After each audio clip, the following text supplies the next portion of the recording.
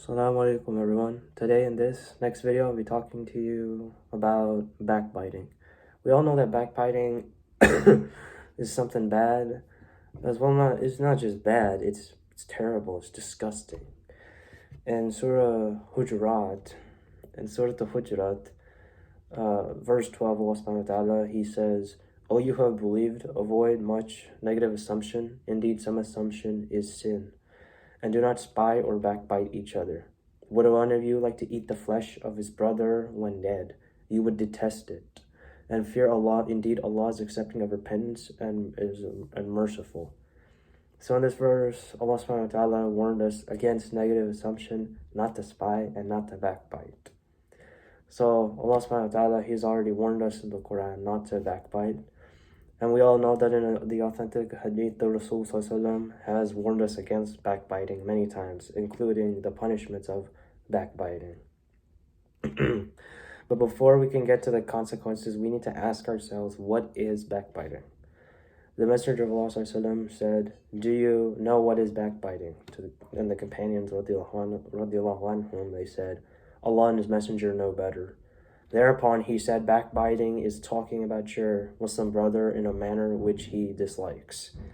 It was said to him, "What if my Muslim brother is as I say? What if what I am saying about him is true?" He said, "If he is actually as you say, then this is backbiting. But if that is not in him, that is slandering." So to backbite is to talk about someone in a way they wouldn't like. And if you are talking about a person as they really are, Also, forgive me if I'm coughing throughout the video. I just recovered, most of the way, alhamdulillah, from the flu. Just a little bit of cough left. So forgive me if I'm coughing throughout the video. So if you're talking about someone and if they are really what they are, then the Prophet ﷺ said that this is backbiting. And if what you said about a person is false, then this is slander and this is a big sin as well. Now let's list some times when it is allowed to backbite. Now I'll mention 3.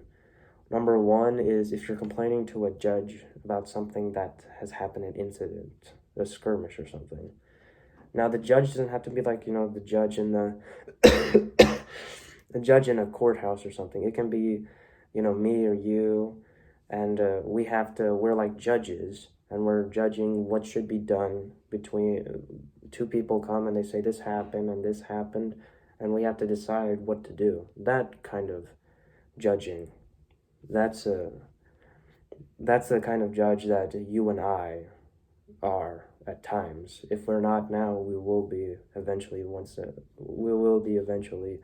judging between what to do, what not to do in situations. A person could say, so-and-so has done such and such a thing to me, and this is just complaining. This is complaining, that this person has done this to me. And then number 2, if you're trying to seek help to bring a sinner back to the right path. For example, a person says to another person, "Hey, a person is doing such and such and tell him not to do it." That's what I mean. And 3 is to warn Muslims of someone else's evil by giving the highlights of the bad that they did and their weaknesses. I'll give an example. If I told you that person X did this to person Y, and I'm telling you right now, don't do what person X did, because person X did A, B, C, and D. That's warning the Muslims of someone else's evil and what they did in the past. That's what I mean by that. Now we get to the punishments for backbiting, and I will mention 3 of them. In Mustadrak al-Wasayl, the Rasul of Allah said, on the night of Mi'raj, the Isra al-Mi'raj, Mi'raj was the ascension to the heavens, I saw some people in hell who were eating dead meat. I asked Jibreel alayhi salam, Who are these people? Who were they? Jibril alayhi salam, he replied, they used to eat human flesh in the worldly life. That means they used to backbite about other people. So one punishment is that in hell you would have to eat dead meat. You would have to eat dead meat. And then the second one, Rasulullah said, and this is a Hasan hadith, the one who you backbit in the dunya, on Yawm al-Qiyamah, you will be forced to eat a dead body for doing the backbiting. And your front lip will reach the middle of your head, and your lower lip, it will reach the middle of your chest, and you will be forced to swallow the body. So that is another punishment for backbiting someone.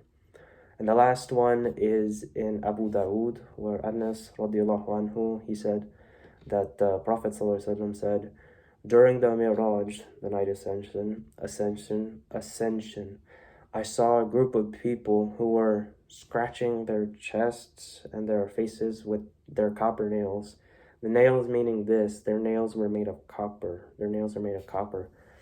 And I, meaning Prophet ﷺ, he asked Jibril alayhi salam, who are these people, O Jibril? Jibril replied, these are the people who ate flesh of others by backbiting and trampled people's honor.